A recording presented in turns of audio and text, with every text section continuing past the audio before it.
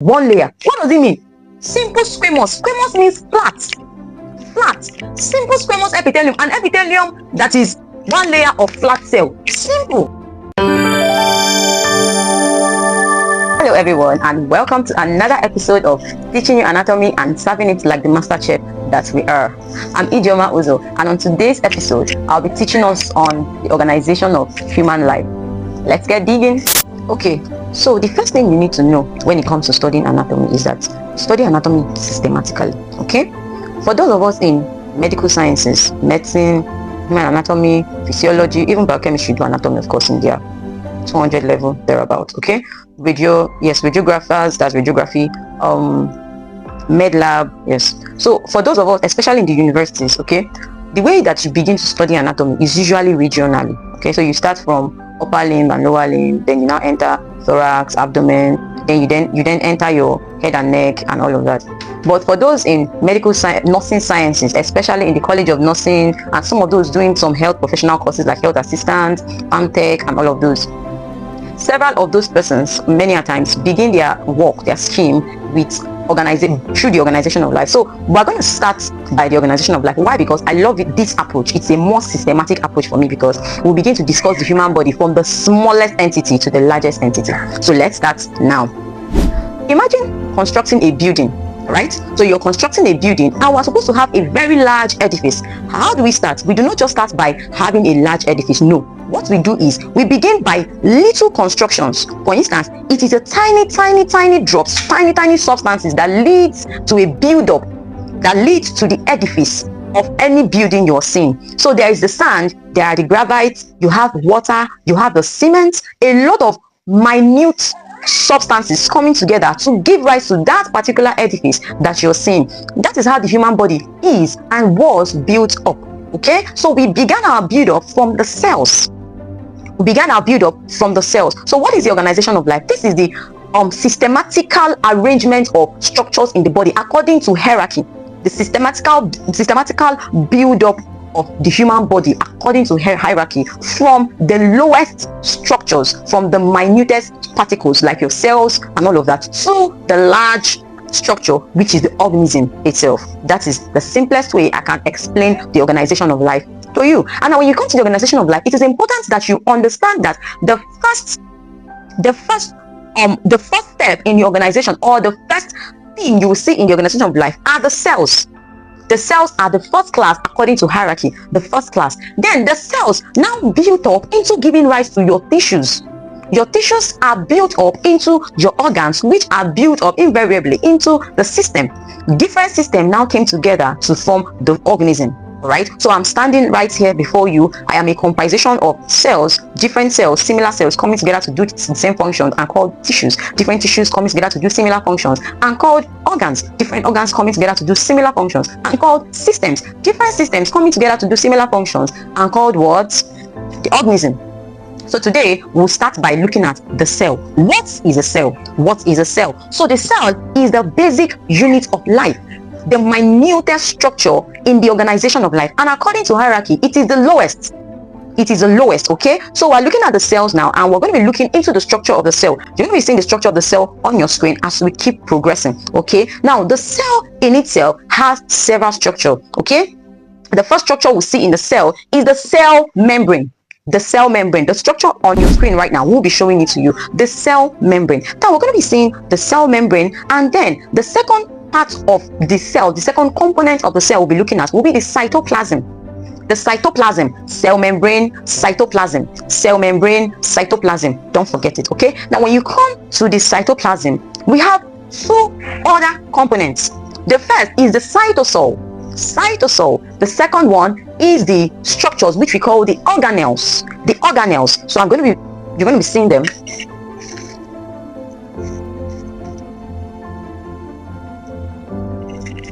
Okay, so this is a diagram of the human cell. All right, so we're going to be talking about some of the organelles in this cell. So you just follow us closely as we look into details of the structures of the structure of the cell and the organelles in the cell, and their functions. Okay, so The second organelle we're going to be looking at is a nucleus, the nucleus of the cell. Okay, so one thing you need to know is that every cell has a nucleus except for the mature red blood cell. Every cell has a nucleus except the mature red blood cell. Okay, so now the nucleus of the cell is that area of the cell that is, we can even call it the heart of the cell, because it is the nucleus of the cell that contains genetic materials, genetic components for cell division. Okay, it is in the nucleus of the cell that you find the nucleus. It is the nucleus of the cell that you also find all of the composites of DNA for DNA replication. Okay, that's where you find the genetic material in the DNA of the cell. So that is why the DNA of the cell is very important. Another organelle we'll be looking at now is the mitochondria.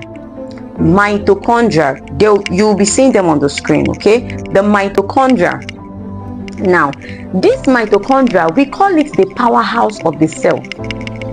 Every cell that functions effectively, all cells of course, has a mitochondria, and the function of this mitochondria is for the synthesis of ATP, energy synthesis. So it synthesizes energy from protein, from molecular substances. Okay, synthesizes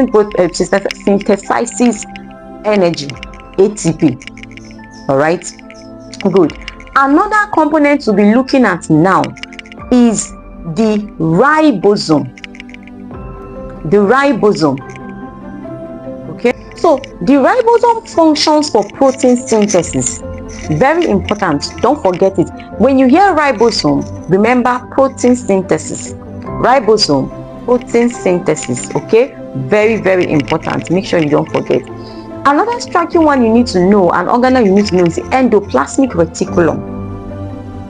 Endoplasmic reticulum. Okay, now the endoplasmic reticulum has two parts. We have the smooth endoplasmic reticulum and we have the rough endoplasmic reticulum. Okay, the rough endoplasmic reticulum, we call it that. What I used to remember it, what you should use to remember it, is the fact that the ribosome is attached on the rough endoplasmic reticulum.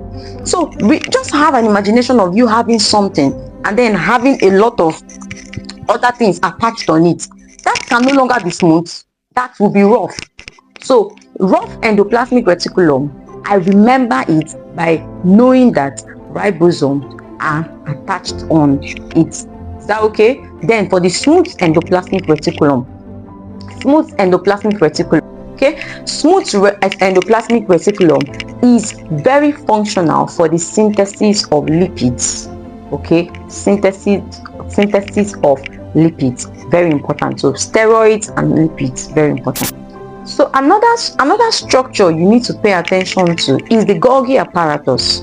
The Golgi apparatus. Now, what does this do? Okay, first thing you need to know is that the proteins that are being synthesized in the endoplasmic reticulum, what happens is that you now find those proteins being transported into the Golgi apparatus. Okay, it moves from the endoplasmic reticulum to the Golgi apparatus. Very important. Then the last one we are going to talk about now is the lysosome. The lysosome. So the lysosome are small vesicles that are pinched off of the Golgi apparatus. Golgi apparatus. Very important that you note this. Okay. Now, while we are speaking, I made mention of the fact that we have the cytoplasm. All of these organelles are found embedded in the cytoplasm. All of these organelles are embedded in the cytoplasm. Then in the cytoplasm, we also have a fluid called the cytosol. The fluid in the cell is now called the cytosol. Okay, good. There's also something very important you need to know, and that's what is called the cytoskeleton. The cytoskeleton. The cytoskeleton is the skeletal component of the cell. Okay, that is a structure that gives the cell its skeletal build-up, its stability, its structure, that makes for the structure of the cell. Remember that the human cell does not have a cell wall like the plant cell. So what gives the cell a structure is the cytoskeleton. I hope this is clear enough.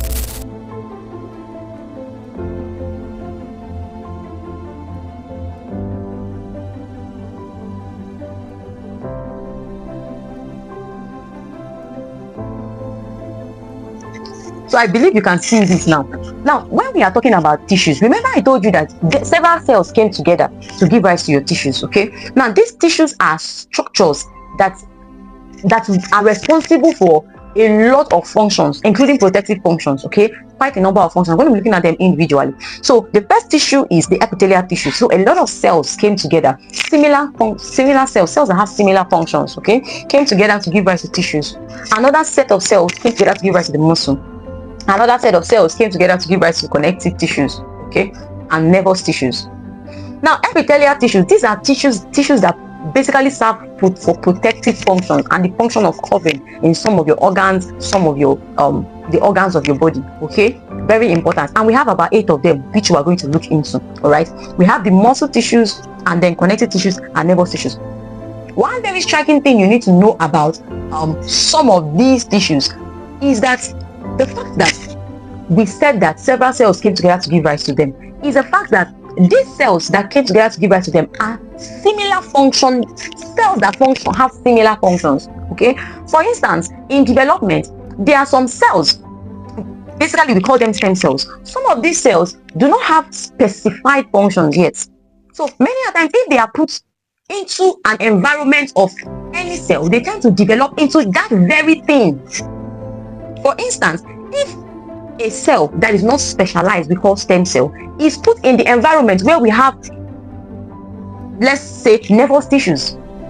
Remember, these are several cells that have functions in the nervous system. Several cells that have functions, okay? Do you understand? So now, when these stem cells are placed in an environment of, let's say, these nervous cells now that came together to give rise to nervous tissues, because those cells are not specified, they will immediately start functioning as a nervous tissue, as cells along this path. But let's say that the cell is already specialized, and it's already specialized, probably it's specialized towards the aspect of being a muscle tissue, and then it is accidentally put into the environment that hosts nervous tissues. What you will realize is that those cells will still, even though it is found in the environment of the nervous tissue, it will still give rise to muscle tissue. Do you understand? So this is what now gives rise to when we study abnormalities. So when we study abnormalities, this is what we do, because cells that are supposed to be giving rise to muscle tissue should not be found in a nervous environment. If it's found there, it will give rise to a muscle in a nervous. So do you understand? That's where we have aberrations. That's where we have medical abnormalities, embryonic abnormalities, deficiencies, defects, birth defects. Is that okay? Good. So that's just a quick digression, so you understand that. So now, these epithelial tissues are very important, and we have about 8 of them that we're going to be looking into.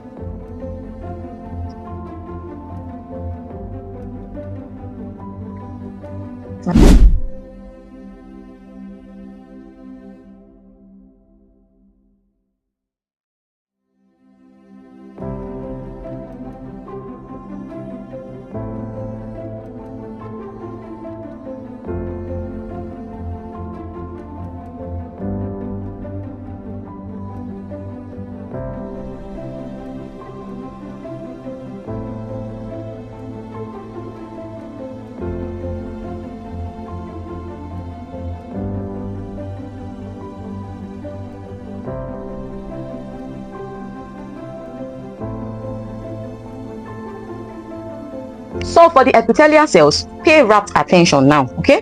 For the epithelial cells, we have 8 well-studied epithelial cells, 8, okay? Now, you need to pay attention to, I'm going to make it very easy for you to remember, because what the students need to know is how to be able to memorize. You might know something and you come to the exam, you're not able to recall because you didn't memorize properly. For instance, there's something you need to note. If I tell you, my name is Chiagoziem, and the first thing that comes to your head is Chiagoziem, Che.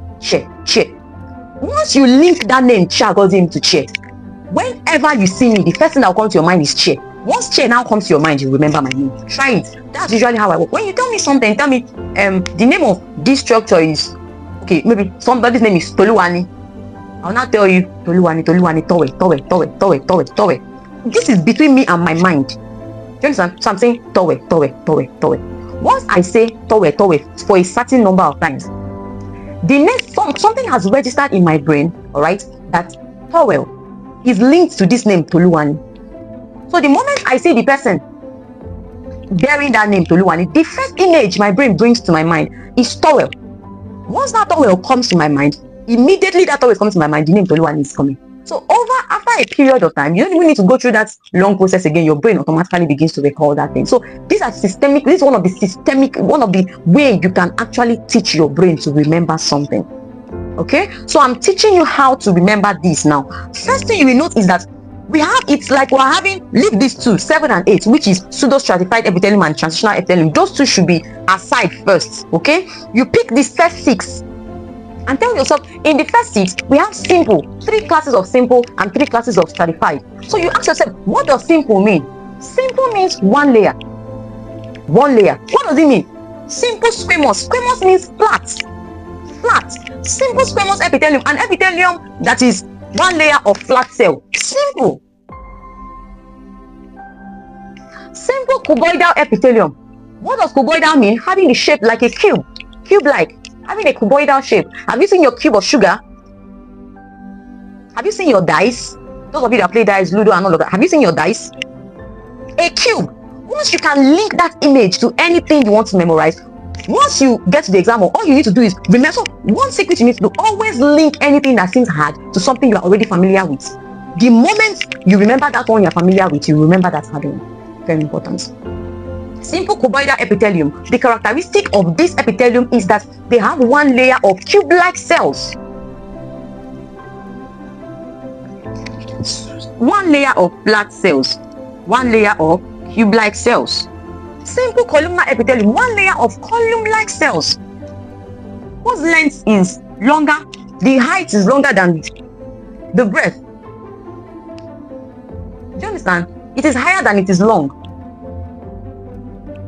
Stratified, several layers, more than one layers. How do you remember this? Your English word, when you say something is in stratas, it means it's in layers. Stratas, there are different layers. It's in stratas. You have different stratas. When something is stratified, like even use your mind and use razor blade in your mind to stratify. Get a bread, stratify it. Exactly. You get what I'm trying to say? So you are pulling it into layers. So stratified squamous, it means flat cells that have several layers of a flat cell. Simple. So these are the characteristics, several layers of a flat cell. Stratified cuboidal, several layers of a cube-like cell.